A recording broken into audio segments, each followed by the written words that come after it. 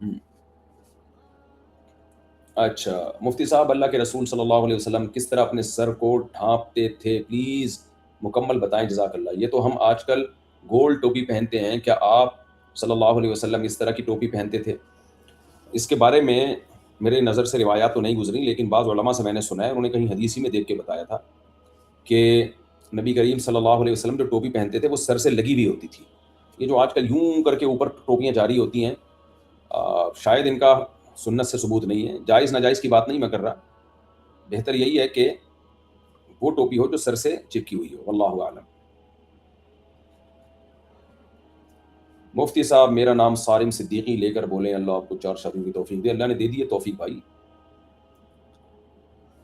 مفتی صاحب، مجھے اولاد ہونے کے لیے میں کون سا عمل کروں جس سے مجھے اللہ اولاد عطا فرمائے؟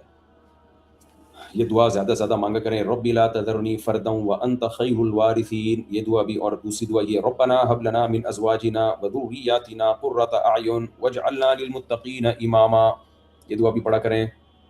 مفتی صاحب، میری خالہ کے 3 بچے ہیں اینڈ وہ ان کو پوچھتے نہیں، طلاق ختم کر دیا ہے۔ اچھا، تعلق ختم کر دیا ہے۔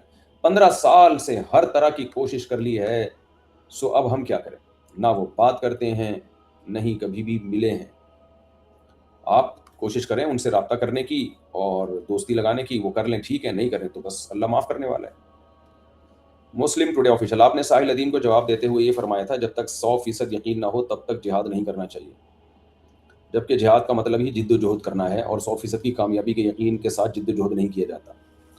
میں نے یہ تو نہیں کہا تھا جب تک 100% یقین نہ ہو، میں نے کہا تھا جب تک کسی لڑائی کے نتیجے میں غالب گمان نہ ہو۔ غالب گمان، غالب گمان کا مطلب ہوتا ہے اسباب آپ کے پاس اتنے ہیں کہ آپ کو غالب گمان ہے کہ آپ کو فتح مل جائے گی، اس وقت تک لڑائی جائز نہیں ہے، یہ کہا تھا میں نے۔ تو اس پہ اگر آپ کو کوئی اشکال ہے تو بتائیں۔ باقی جہاد جد و جہد سے ہے، کس نے کہا کہ جہاد جو ہے وہ یسر و آسانی سے ہے؟ تو جب آپ کو غالب گمان ہوتا ہے لڑائی کا کہ اس کے نتیجے میں فتح ہوگی، تو بھی جد و جہد ہی ہوگی، لڈو کھلا کے تھوڑی فتح ہو جائے گی، پھر بھی لڑنا ہی پڑے گا۔ تو کوئی ویلڈ سوال کریں تو اس کا جواب دوں گا انشاءاللہ۔ اس پہ کوئی مزید سوال ہو تو وہ پوچھیں، اس کا جواب دوں گا انشاءاللہ میں۔